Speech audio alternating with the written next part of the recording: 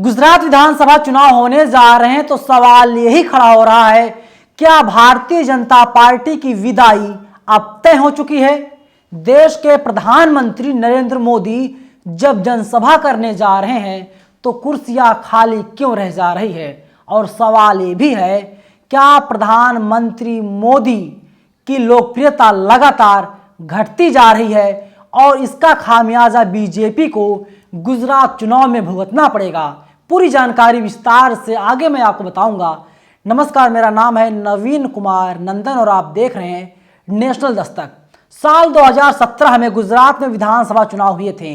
BJP को bumper जीत मिली थी। 182 कुल विधानसभा सीटें हैं। 99 सीटों पर भारतीय जनता पार्टी ने जीत दर्ज की थी। सोचिए, इतनी बड़ी जीत थी। लेकिन साल 2022 चल रहा है। लोकतांत्रिक देश है। लोकतांत्रिक देश में चुनाव होता रहता है और अब देश के प्रधानमंत्री नरेंद्र मोदी, देश के गृह मंत्री अमित शाह, दोनों का गृह राज्य गुजरात है। वहां पर चुनाव है। इस बार एक नई पार्टी वहां पर जाकर के उभर रही है। नाम है आम आदमी पार्टी। दिल्ली के मुख्यमंत्री और आम आदमी पार्टी के राष्ट्रीय संयोजक केजरीवाल जब गुजरात पहुंच रहे हैं तो उनकी रैली में हजारों लाखों की संख्या में जन सैलाब उमड़ रहा है। लेकिन जब वही देश के प्रधानमंत्री और गुजरात के पूर्व मुख्यमंत्री नरेंद्र मोदी रैली करने पहुंच रहे हैं तो वहां पर भीड़ इकट्ठा नहीं हो रही है। अगर भीड़ है तो आदमियों की भीड़ नहीं है, वहां पर कुर्सियों की भीड़ है। संजय सिंह आम आदमी पार्टी की तरफ से राज्यसभा सांसद हैं। उन्होंने ट्वीट किया है, वीडियो भी ट्वीट किया है। साथ ही उन्होंने लिखा है कि खाली कुर्सियों की भारी भीड़ और मोदी जी। कुछ भाजपाई नेता अफवाह फैला रहे थे कि आम आदमी पार्टी का ग्राफ कम हो रहा है। सच्चाई यह है कि परिवर्तन के नारे ने बीजेपी की हवा निकाल दी है। बीजेपी अंदरूनी लड़ाई से त्रस्त है। नितिन पटेल सहित तमाम नेताओं के टिकट कटने से कई ने विद्रोह में खड़े हो गए हैं और अब बीजेपी के लिए जो राहें हैं ये बहुत मुश्किल होने जा रही हैं। अगर 2022 का चुनाव, गुजरात का चुनाव जो है, बीजेपी हार जाती है तो जान लीजिए जो बिहार के मुख्यमंत्री नीतीश कुमार ने बातें कही थी 14 में जो आए थे, 24 में वे किसी भी कीमत पर नहीं आने पाएंगे। और बीजेपी ने अपने कई मंत्रियों के टिकट काट दिए हैं, दिग्गज नेताओं के, दिग्गज मंत्रियों के। आज तक लिखता है गुजरात के एक पूर्व मंत्री नहीं लड़ेंगे चुनाव। एक पर हैं राजकोट पश्चिम से विजय रूपानी, जो मुख्यमंत्री हुआ करते थे। इन्हें भी साइड कर दिया गया, आपको टिकट नहीं मिलेगा, आप साइड हो जाइए। दूसरे नंबर पर हैं नितिन पटेल, जो डिप्टी सीएम हैं गुजरात के। मेहसाणा से इनका टिकट काट दिया गया है। वहीं अटवा से टिकट कटा है प्रदीप सिंह जडेजा, जो गृह मंत्री हैं। और वहीं चौथे नंबर पर हैं ढोलका से भूपेंद्र सिंह चुडासमा, शिक्षा मंत्री। 5वें नंबर पर हैं बोटाद से सौरभ पटेल, ऊर्जा मंत्री। 6ठे नंबर हैं भावनगर से विभावरी दावे, महिला एवं बाल विकास मंत्री। 7वें नंबर पर अहमदाबाद ठक्कर बापानगर से वल्लभ काकड़िया, ट्रांसपोर्ट मंत्री। 8वें नंबर पर जामनगर कालावाड़ से आरसी फलूदी, कृषि मंत्री। 8 बीजेपी के मंत्री हैं, दिग्गज नेता हैं। गुजरात में इनकी अच्छी पैठ है, लेकिन इन लोगों के टिकट काट दिए गए हैं। बीजेपी को पता है अगर वे पुराने लोगों को रखेगी तो हार निश्चित है और भारतीय जनता पार्टी का समझ नहीं आ रहा है अब क्या किया जाए। आज तक वही लिखता है इस बार नितिन पटेल, विजय रूपानी समेत पार्टी के कई वरिष्ठ नेताओं ने एक दिन पहले ही विधानसभा चुनाव नहीं लड़ने का फैसला लिया है, जिसके बाद पार्टी ने इन नेताओं को टिकट नहीं दिया है। अब कहा जा रहा है कि नितिन पटेल को चुनाव में नहीं उतारने का खामियाजा पार्टी को भुगतना पड़ेगा।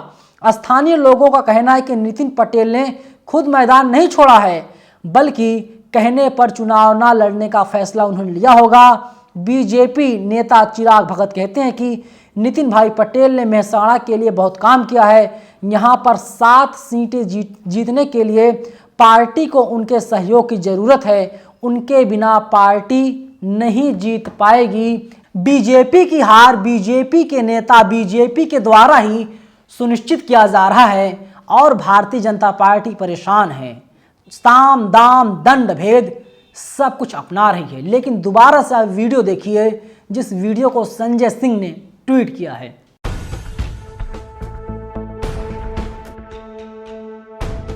वीडियो देख लिया, मोदी जी भाषण दे रहे हैं, एक तरफ मोदी जी हैं तो इस तरफ कुर्सियां हैं, सफेद रंग की कुर्सियां लगाई गई हैं।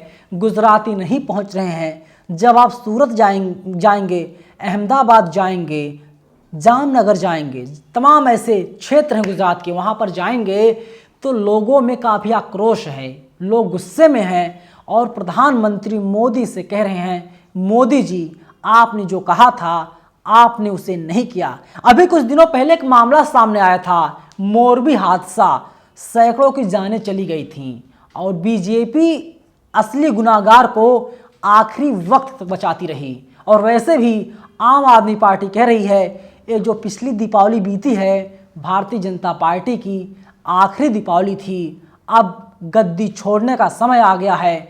यानी बीजेपी पर निशाना साध रही है आम आदमी पार्टी और अब आम आदमी पार्टी आ रही है सत्ता पर। मुख्यमंत्री आम आदमी पार्टी की तरफ से किसी ना किसी को बनाया जाएगा। वैसे केजरीवाल ने नए मुख्यमंत्री के नाम का ऐलान भी कर दिया है। हालांकि इस बीच सवाल ये उठता है कांग्रेस कहां पर है। कांग्रेस भी लड़ाई में है। कांग्रेस ग्राउंड जीरो पर काम कर रही है। राहुल गांधी भारत जोड़ो यात्रा छोड़ करके गुजरात पहुंच चुके हैं। आज उन्होंने पहली रैली को संबोधित किया। राहुल गांधी ने बता दिया नफरत छोड़ने की बात वे कर रहे हैं और इसी को लेकर के वे देश के अलग अलग हिस्सों में जा रहे हैं और भारत जोड़ो यात्रा लगातार बीते 2 महीनों से चल रही है और साफ संदेश दिया जा रहा है साल 2022 में बीजेपी गुजरात हार जाएगी और 24 में बीजेपी पूरे देश में हार जाएगी। लेकिन ये चुनाव जो है बहुत महत्वपूर्ण चुनाव है। जिस तरीके से क्रिकेट में फाइनल और सेमीफाइनल होता है, समझ लीजिए साल 2024 का सेमीफाइनल है और अगर बीजेपी जीतती है तो 2024 में कहा जा सकता है भारतीय जनता पार्टी एक बार फिर से प्रचंड बहुमत के साथ आएगी। लेकिन अगर बीजेपी हार जाती है तो इसमें कोई दो राय नहीं रहेगी। अब गुजरातियों का भी मोहभंग हो गया है बीजेपी से, यानी नरेंद्र मोदी से। यहाँ पर बीजेपी बहुत बड़ा फैक्टर नहीं है, बहुत बड़ा फैक्टर यहाँ पर है नरेंद्र मोदी और अमित शाह, क्योंकि दोनों का गृह राज्य है। आप किस तरीके से पूरी खबर को देख रहे हैं? आपके हिसाब से कौन जीत रहा है और किसको गुजरात में आना चाहिए जो गुजरात का गुजरातियों का भला कर सकें? आप लोग अपनी राय कमेंट बॉक्स में ज़रूर बताइएगा। शुक्रिया। नेशनल दस्तक की आपसे गुजारिश है कि अगर इसको बचाना चाहते हैं तो नेशनल दस्तक को सब्सक्राइब करने के लिए रेड कलर के सब्सक्राइब बटन को दबाएं, फिर बेल आइकन की घंटी दबाएं। नेशनल दस्तक को बचाने के लिए बहुत जरूरी है कि हर खबर को शेयर करें, लाइक करें, कमेंट जरूर करें।